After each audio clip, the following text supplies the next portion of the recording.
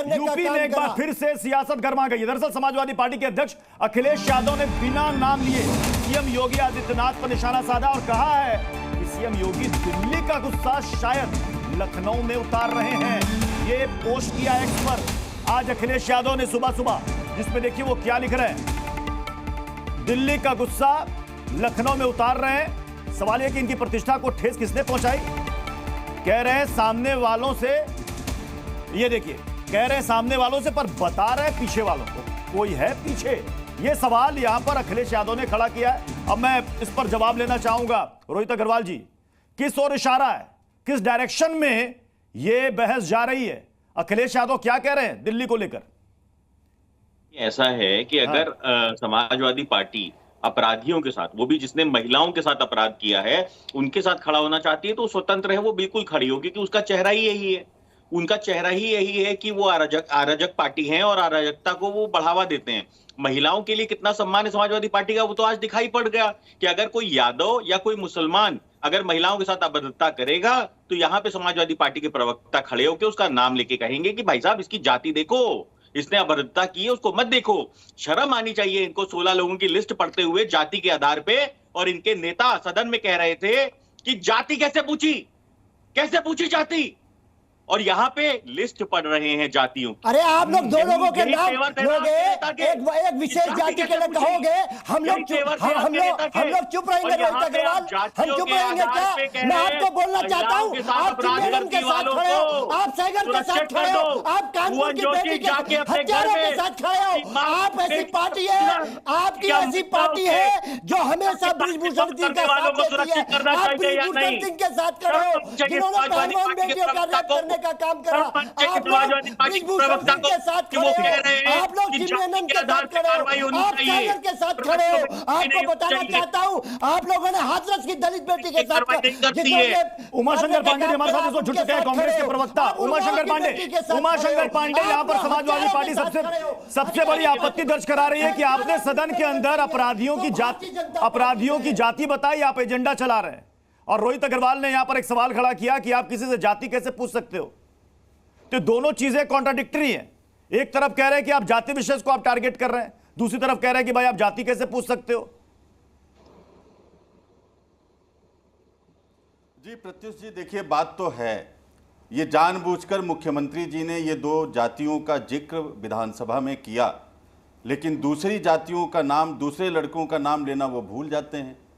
तो जब वो इतने सारे लड़के थे और उसमें तो मैंने देखा कि सभी जाति बिरादरी के लड़के थे। बना रहे प्रत्युष भाई, एक नैरेटिव बिल्कुल सेट करिए कि बाकी लोग गिरफ्तार नहीं हुए थे तब तक। टारगेट करके उमाशंकर जी, आप एक बात को सही से समझिए तथ्यों को।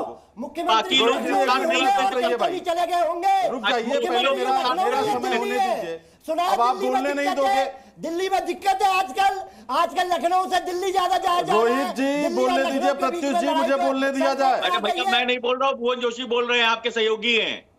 मैं नहीं बोल रहा हूँ, आपके सहयोगी भुवन जोशी चाहते हैं कांग्रेस की आवाज दबा दी जाए। अपने सजातीय लोगों का नाम लेना भूल जाते हैं प्रत्युष जी।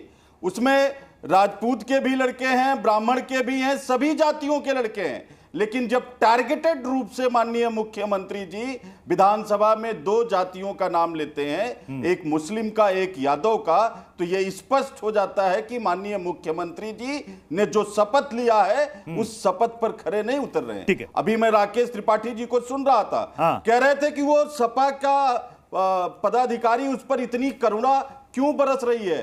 भाई करुणा तो उस पर आपकी सरकार बरसा रही है, थाना उसके घर में चला रहे हो जो प्रदेश सरकार के अंदर में आता है, और बैंक उसके घर में चला रहे हो जो केंद्र सरकार के अंडर में आता है। कार्रवाई आपकी पुलिस नहीं कर रही थी, लोगों ने वहां धरना प्रदर्शन किए, तब जाके उसकी गिरफ्तारी हुई।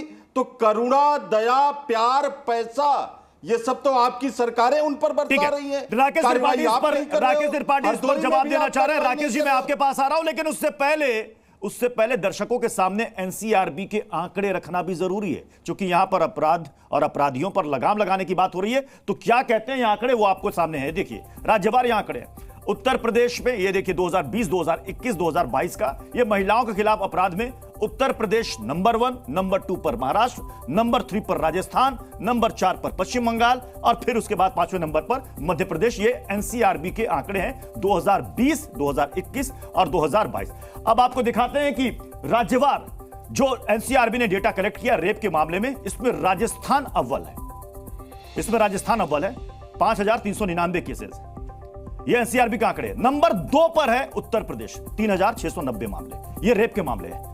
मध्य प्रदेश उसके बाद आता है 3029 और इसके बाद महाराष्ट्र 2904। इतने मामले हैं रेप के, महिलाओं के खिलाफ अपराध के मामले में। और इसमें एक और चीज मैं ऐड ऑन कर दूं कि जो कन्विक्शन रेट है वो उत्तर प्रदेश में सबसे ज्यादा है। मैं राकेश त्रिपाठी जी आपसे समझना चाहूंगा, एनसीआरबी के आंकड़े को तो हर कोई मानता है, इस मामले में यूपी महिलाओं के खिलाफ अपराध के मामले में अव्वल है। आपने बुलडोजर एक्शन की बात कर ली, उसके बाद आपने बुलेट ट्रेन की आपने बात की। अभी क्या बुलेट ट्रेन से अपराध कंट्रोल में आ जाएगा?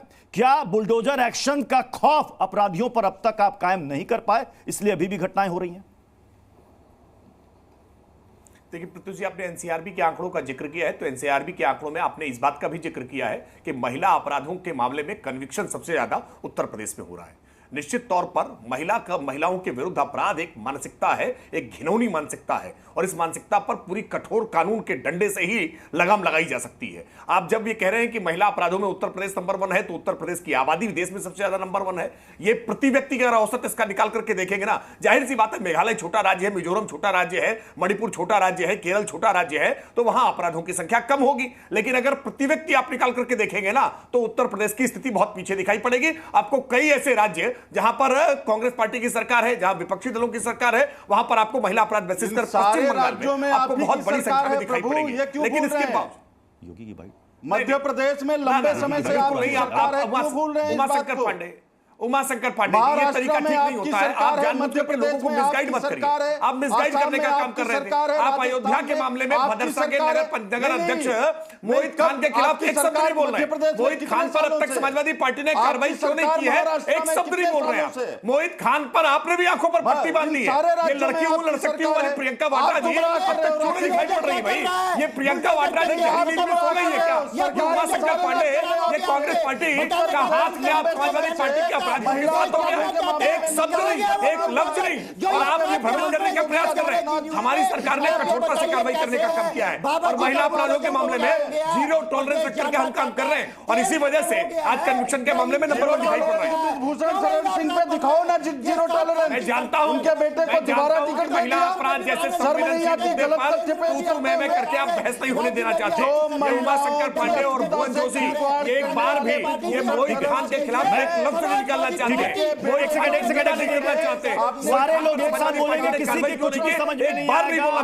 मैं रोहित अग्रवाल जी आपके पास आ रहा हूं, लेकिन उससे पहले योगी आदित्यनाथ ने एक बार नहीं कई मर्तबा अपराध के खिलाफ की बात कही है। कभी उन्होंने बुलडोजर एक्शन का जिक्र किया है, तो कभी उन्होंने अपराधियों के मन में खौफ पैदा करने के लिए पांचों राज्यों में जिनका प्रत्युष जी ने पुराने बयान आपको सुनाना चाहूंगा। सब में आपकी सरकार है। सरकार ने जो काम प्रारंभ किया है सुरक्षा का, सम्मान का और स्वावलंबन का, वह अनवरत चलेगा। और मैं इस बात के लिए फिर कहने के लिए आया हूं, बेटियों की सुरक्षा के साथ अगर किसी ने सेंध लगाया तो फिर यमराज और भी उसकी राह को रोक नहीं पाएगा। अब तो रावण और कंस जैसी दुर्गति तो तय है, इसमें कोई संदेह नहीं होना चाहिए किसी को भी। जिस अतीक अहमद के खिलाफ पीड़ित परिवारों ने मुकदमा दर्ज कराया उसके परिवार के खिलाफ, वह समाजवादी पार्टी के द्वारा पोषित माफिया है और उसकी कमर को तोड़ने का काम हमारी सरकार ने किया है। और फिर वो कहता है इसे हम सरकारों इस माफिया को मिट्टी में मिला देंगे। सरकार किसी है, सरकार किसी है, ये माफिया है, इनको मिट्टी में मिलाने का काम करेंगे। अपराधी आपके हैं, अपराधी भी दूर कहां है। रोहित अग्रवाल, कई बार इस तरह के बयानों का भी असर होता है। जिस बुलडोजर एक्शन की बात और जिस बुलडोजर एक्शन को लेकर विपक्ष सवाल खड़े करता है, खुद अखिलेश यादव ने दिल्ली वाली घटना पर उस बुलडोजर एक्शन की तारीफ कर दी। यानी कि यह बात तो वो खुद भी मान रहे हैं कि अपराधियों के मन में खौफ पैदा करने के लिए कई बार ऐसे एक्शन जरूरी हैं। रोहित अग्रवाल, देखिए प्रत्युष भाई, एक बात बिल्कुल साफ है कि कोई भी व्यक्ति हो, चाहे वो समाजवादी पार्टी हो, चाहे वो कांग्रेस हो, चाहे वो भारतीय जनता पार्टी हो, चाहे राष्ट्रीय लोकदल हो, कोई भी ये नहीं चाहता है कि प्रदेश के अंदर अपराध हो। कोई भी ये नहीं चाहता है कि किसी भी अपराधी को संरक्षण दिया जाए, परंतु इनकी मजबूरी है कि इनको कहीं ना कहीं जातियों के आधार पे प्रदेश के अंदर, जनता के अंदर भेदभाव पैदा करना है। इनकी मजबूरी है, इनकी सोच की मजबूरी है। देखिए कैसे बिलबिला रहे हैं, देखिए कैसे बिलबिला रहे हैं। महिलाओं को शोषण करने वालों के खिलाफ अगर एक्शन हुआ है तो देखिए कैसे बिलबिला रहे हैं। शर्म आनी चाहिए। प्रत्युष भाई रोकिए, रोकिए। अरे प्रदेश की जनता देख रही है, समाजवादी पार्टी का चेहरा एक्सपोज कर रहे हो आप। अरे भुवन जोशी जी, ये पहला और आखिरी डिबेट नहीं है, इस तरीके से मत करो। महिलाओं के खिलाफ अपराध करने वालों पे अगर कार्रवाई हुई है तो उनका समर्थन मत करो जातियों के आधार पे। आज छोड़ के व्यक्ति है कि महिलाओं के खिलाफ जिसने अपराध किया है। भुवन जी, भुवन जी, भुवन जी, एक सेकंड, भुवन जी, भुवन जी, एक सेकंड, एक सेकंड, एक सेकंड, एक सेकंड, भुवन जी, भुवन जी, भुवन जी, लड़के हैं, लड़कों से गलती हो जाती है। सुनिएगा, सुनिएगा भुवन जी, सुनिएगा, लड़के हैं, लड़कों से गलती हो जाती है। किसने कहा था? पद्म विभूषण किसने दिया है? पद्म विभूषण किसने दिया? मैं आपसे पूछ रहा हूँ, आप छोड़िए ना। लड़के हैं, लड़कों से गलती हो जाती है, किसने दिया है? क्यों कहा गया? अरे आप उनसे पूछिए, वो तो स्वर्ग में, पूछिए उनसे जाके, वहां पर आप भी जाइए स्वर्ग में, आप भी जाइए स्वर्ग में, पूछिए। फिर आप कैसी बात कर रहे हैं? एक स्वर्गीय आत्मा, थोड़ा मर्यादा, क्या बात कर रहे हैं? एक स्वर्गीय आत्मा, क्या बात कर रहे हैं?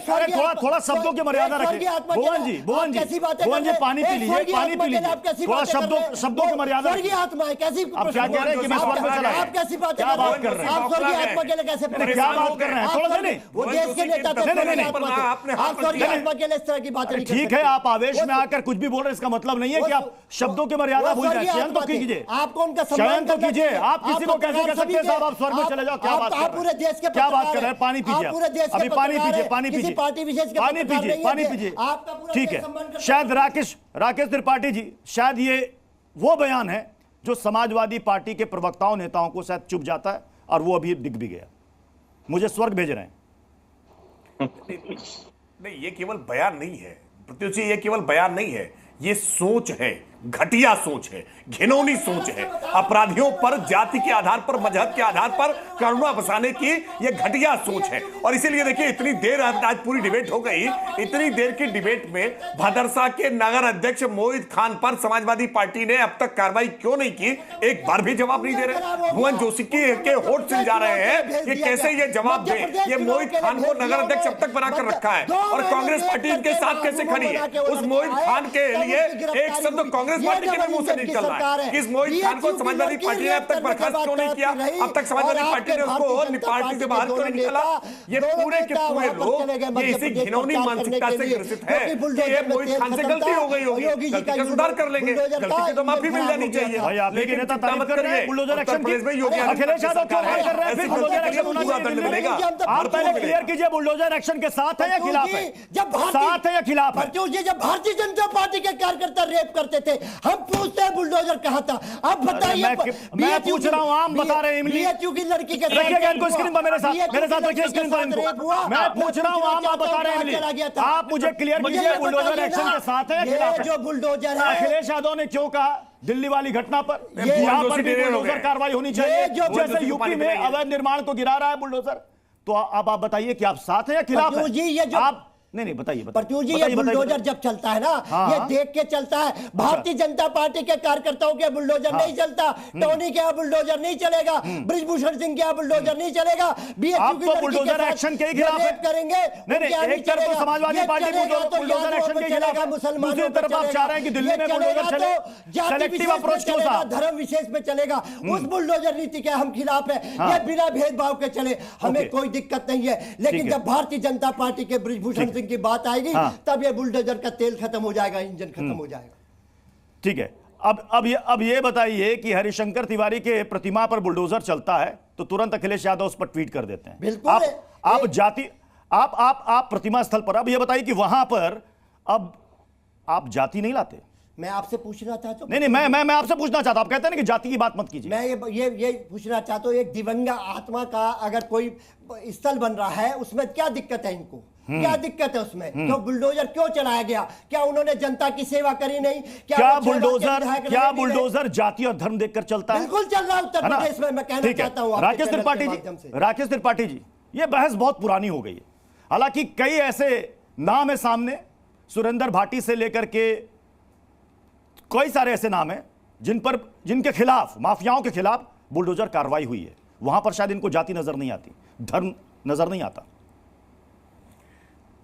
देखिए, बड़ा संकट है प्रत्युष जी। कुछ लोग जानबूझ करके चिल्ला करके फेक नैरेटिव गढ़ने का प्रयास करते हैं। उत्तर प्रदेश में एनकाउंटर में मारे गए अपराधियों की जाति और मजहब को लेकर के भी समाजवादी पार्टी और इनके साथी दलों ने ऐसे ही वितंडावाद फैलाया था कि केवल इसमें से दलित, पिछड़े और अल्पसंख्यकों के साथ अत्याचार हो रहा है, मुसलमान अपराधी केवल एनकाउंटर में मारे जा रहे हैं। लेकिन उत्तर प्रदेश की पुलिस ने इसका डेटा जब सामने रख दिया तो बोलती बंद हो गई कि यार इसमें तो मारे जाने वालों में हर जाति के लोग हैं। अपराधी किसी जाति का हो, हम उसकी जाति नहीं देख रहे हैं, उसने क्या कुकर्म किया है, क्या कुकृत्य क्या है, क्या अपराध किया है, उसकी धाराओं के आधार पर उसके खिलाफ कार्रवाई हो रही है। अब देखिए कैसे कुटिलता के साथ उमाशंकर पांडे और भुवन जोशी ने आज ये स्थापित करने का प्रयास किया कि मुख्यमंत्री ने दो नाम जो लिए हैं उनकी जाति है इसलिए ये नाम लिए। अरे तब तक गिरफ्तारी केवल 2 की हुई थी, इसलिए वो 2 नाम लिए। लेकिन पूरी डिबेट में मोहित खान के खिलाफ ये भुवन जोशी बोल नहीं रहे। ये भुवन जोशी के अंदर का जोश जो है ना, वो मोहित खान का नाम लेते लेते ठंडा पड़ जाता है। ये भुवन जोशी इतना जोश में आकर के